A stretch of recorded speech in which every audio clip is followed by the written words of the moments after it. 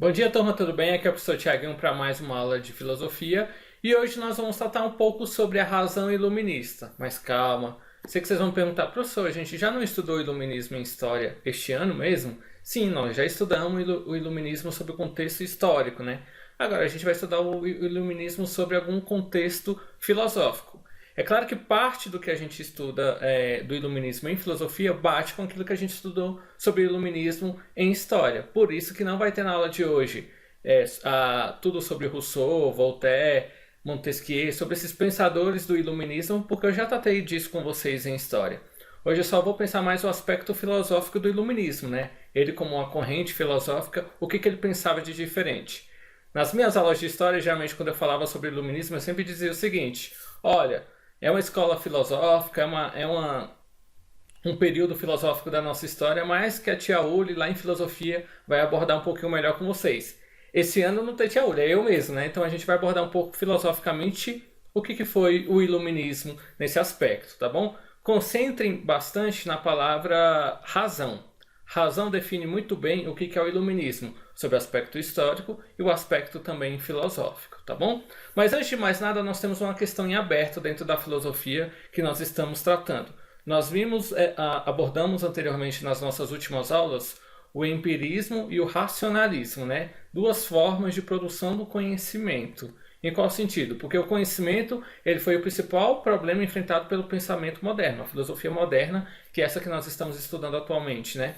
A solução de Descartes para o conhecimento foi conhecida como a teoria racionalista. Foi que as certezas começam no mundo íntimo do ser humano, em sua subjetividade. Ou seja, que haveriam conhecimentos que eram inatos do ser humano, que tinham nascido com ele, né? Do outro lado, nós vamos ter um outro ponto de vista que são os empiristas, né? Principalmente com John Locke, com David Hume, né? Que dizia que o único fundamento do conhecimento era a experiência. Então não tinha um conhecimento inato do ser humano. Todo o conhecimento do ser humano é produzido através de um processo de experiência, né? Racionalistas e empiristas chegaram a um impasse só resolvido, né, por Immanuel Kant, que dedicou muito os seus esforços para solucionar o problema do conhecimento. E é a filosofia kantiana que nós vamos abordar e estudar depois do recesso, tá bom? Veremos então futuramente com Kant como Kant definiu o papel da experiência e o da razão na elaboração do conhecimento. Então ele já vai defender um ponto de vista dessa dicotomia entre racionalistas e empiristas, tá bom? Então vamos falar de fato agora sobre o iluminismo, sobre a razão, o uso da razão. Esses caras que mudaram um pouco como se pensava as coisas ali no século XVII, XVIII, chegando a influenciar todo um aspecto político e cultural em várias partes do mundo, principalmente na Europa, mas essas ideias iluministas chegam na América, influenciando a independência dos Estados Unidos, vai influenciar também o Brasil na Inconfidência Mineira, no nosso processo também de independência. Então, é a partir do momento que o homem começa a ser mais racional do que emocional, vamos dizer assim. Começava a investigar as coisas do que aceitá-las como fatos dogmáticos sem nenhum questionamento, né? Então, as luzes da razão. O iluminismo também ficou conhecido como ilustração ou esclarecimento, como eu abordei nas nossas aulas de história, né? Foi um amplo movimento intelectual que ocorreu na Europa no século XVIII, tá bom? Principalmente iniciou na França, né? Entre os iluministas franceses, Montesquieu, Voltaire e por aí vai, tá bom? Seu centro irradiador foi a França, mas o movimento também se propagou e se desenvolveu em outros países, assumindo feições locais. Então, o iluminismo lembra iluminação, ilustração, esclarecimento, razão. Então, é o uso das ideias, é você defender a racionalidade buscando investigar e explicar as coisas, né? Os iluministas também, né, eles pertenciam à burguesia que estava em ascensão econômica naquele período, né? E é uma pequena parte da nobreza naquele período, né? Podemos reconhecer o sentido do iluminismo em seu nome, né? O sentido da ideia dessa corrente filosófica através do nome iluminismo, que vem de iluminação. O objetivo era o quê? Levar as luzes do conhecimento para a escuridão da ignorância. Tanto que eu botei até em itálico para vocês decorarem bem, né? Qual era o objetivo do iluminismo? O objetivo era levar as luzes do conhecimento para a escuridão da ignorância. Esclarecer as superstições e superá-las. Essas superstições que eram criadas muitas vezes pelos próprios religiosos. Então eles vão criticar bastante a igreja, né? Então, os iluministas eles pretendiam ser uma espécie de farol, né? Iluminação, né? Eliminando qualquer sombra de irracionalidade que ainda se manifestasse no pensamento. A gente tem que lembrar que, sob o ponto de vista histórico, se dizia muito que a Idade Média foi um período de Idade das Trevas porque nós não tivemos nenhuma produção cultural. Sobre um aspecto filosófico era a mesma coisa, né? O iluminismo que vem na era moderna da nossa história também vai criticar muito a produção de conhecimento da Idade Média, que era muito guiada pela igreja, que aceitavam as coisas que a igreja afirmavam sem nenhum questionamento, né? Então, por isso que o iluminismo a gente representa muito bem como uma lâmpada, como um farol, que vai levar as luzes das ideias, a iluminação do conhecimento, né, à escuridão da ignorância das pessoas. Ignorância do sentido de não saber das coisas, né? Então você vai levar o conhecimento, né, o saber, àqueles que não tinham, né? Bom, ainda sobre esse aspecto, nesse sentido, a razão era entendida como portadora de uma missão civilizatória, indispensável para o progresso da humanidade. Então a gente só ia seguir em frente, progredir como ser humano, como sociedade, a partir do momento que nós tivéssemos, portando todo o conhecimento possível, né, através da racionalidade. Seria de se esperar então que essa confiança nos poderes e capacidades da razão se associasse inteiramente ao projeto racionalista do século XVII. Contudo, a razão iluminista possui delimitação específica em relação àquele projeto. Os iluministas, então, eles enfatizavam, né, uma razão de contornos empiristas e não racionalistas.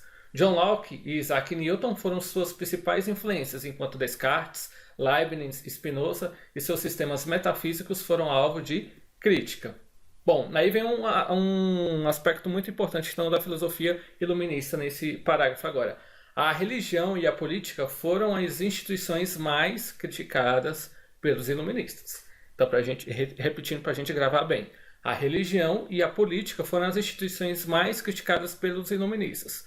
Por qual motivo? Porque eles pensavam que a igreja, a instituição religiosa em si, né, conduzia a humanidade à ignorância, à superstição e ao preconceito. A partir do momento que só afirmavam as coisas ali sob o ponto de vista religioso que era certo, deixava-se de acreditar em diversas outras coisas que a própria natureza oferecia sobre questão de conhecimento. Então, a partir do momento que se você só abordava o conhecimento religioso, você poderia ser guiado a uma ignorância, a uma superstição, segundo os iluministas, né? Já no âmbito da política, nós estamos numa era de monarquias absolutistas. Então, o absolutismo também oprimia e tiranizava o ser humano. E era criticado pelos iluministas, né, que defendiam a libertação dos seres humanos. Então, a libertação política nesse sentido de serem livres desses governos tirânicos. Então, ao mesmo tempo, os iluministas defendiam o conhecimento científico e técnico e os direitos do ser humano e do cidadão. Então, a partir do momento que produzir ciência, você usa a razão. E a libertação do ser humano defendendo aqueles direitos básicos de qualquer um dos seres humanos para tratá-lo como cidadão, né? Então a força do espírito iluminista ele vai influenciar a independência dos Estados Unidos, como eu abordei no início, né? A Revolução Francesa, Confidência Mineira no Brasil, a nossa independência. Influencia até hoje mais ou menos a ciência no sentido de que nós produzimos ciência hoje na modernidade, né, no século XXI, baseados muito nos princípios que os iluministas defendiam lá no século XVII. Para ver como essa filosofia impactou muito a modernidade. E tanto a ciência como o conhecimento, a filosofia, a história, diversas áreas do conhecimento se transformaram nesse pós-século das luzes, vamos dizer assim, do iluminismo. Tá bom? Então a gente tem esse gráfico aqui, esse diagrama aqui, que representa e resume muito bem o que foi o iluminismo. Iluminismo é o uso da razão e o conhecimento, né? E aí ele vai modificar o que nós conhecíamos de 3 áreas importantes da sociedade. Defendia então uma sociedade igualitária, onde teríamos uma igualdade de todos perante a lei e um ensino gratuito a todo mundo. Os iluministas vão defender um governo constitucional que tivesse uma divisão dos poderes, isso foi Montesquieu, que vai defender que o poder tem que ser tripartite, né? Então executivo, legislativo e judiciário, e que o povo teria que ser soberano, então todas as decisões tinham que partir e ser em prol do povo. Os iluministas também vão defender uma economia mais liberal. Essa economia liberal chega até os dias atuais. Para nós termos uma liberdade econômica, uma livre concorrência e uma lei da oferta e da procura.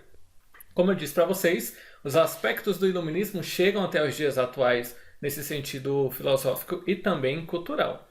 E aí vem então a razão e a experiência, né? Lembra que eu comecei a aula de hoje abordando duas escolas filosóficas dessa filosofia moderna, os empiristas e os racionalistas. Um vai defender que o conhecimento ele é inato do ser humano e o outro vai defender que o conhecimento vem através da experiência. E é isso mais ou menos que os iluministas também vão defender, tá bom? Para os iluministas, a razão era o principal meio de libertar e de fazer progredir a humanidade.